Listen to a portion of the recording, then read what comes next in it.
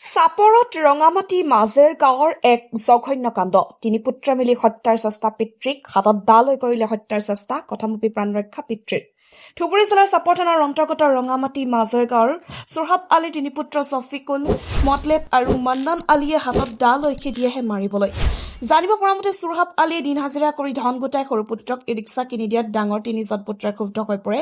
ৰাতিপুৱা ই ৰিক্সা দাবী কৰাত পিতৃ চোৰহাব আলীয়ে দিব নোৱাৰা তিনি পুত্ৰ ছফিকুল, মতলেব আৰু মান্নান আলীয়ে খেদি হত্যা কৰাৰ চেষ্টা কৰে। পিছত গাঁৱৰ মানুহৰ সহযোগত পিতৃৰ জীৱন ৰক্ষা কৰিবলৈ সক্ষম হয়। উপায়ন্তৰ হৈ অসহায় চোৰহাব আলীয়ে চাপৰ আৰক্ষী থানাত এজাহাৰ দাখিল কৰে আৰু লগতে তিনি পুত্ৰৰ বিৰুদ্ধে ব্যৱস্থা গ্ৰহণ কৰিবলৈ দাবী জনায়। চাপৰ শালকুচাৰ পৰা মুকলিজ ৱালীৰ ৰিপৰ্ট, কুইক নিউজ অসম।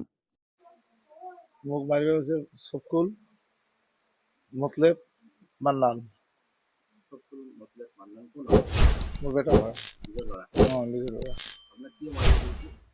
গাড়ী লাগে আমাক। টোটো গাড়ী ছোটটা কিনে দেওয়া আছে, ওকে লাগে।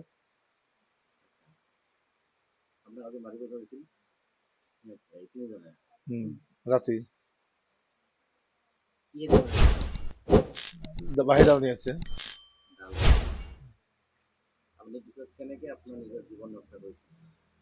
বিয়ে না সকালে মোটামুটি গাড়ি গাড়ি ভাগ করে আসছে, পরে আমরা আসি ধরছি এক দাওয়ানি মারি ফেলছে। আমি তুমি আসছো আসি মুখে পড়া ধরছে, পরে একদম বাড়ি আসি আশ্রয় নিচ্ছে। এই তিনিজনে আপোনাৰ ল'ৰা হয়, ল'ৰা হৈ আপোনাক মাৰিব ধৰিছিল, গাঁৱৰ ৰাইজে বচাইছে। আপুনি থানাৰ লগত কিবা যোগাযোগ কৰিছিল? কৰিছো, কেছ দিছো।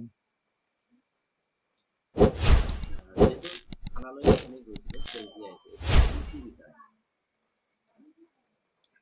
কি চান আপুনি? কি আছো শুভ বসাচ্ছা নাই বিচাৰে, নাই বসাচ্ছা।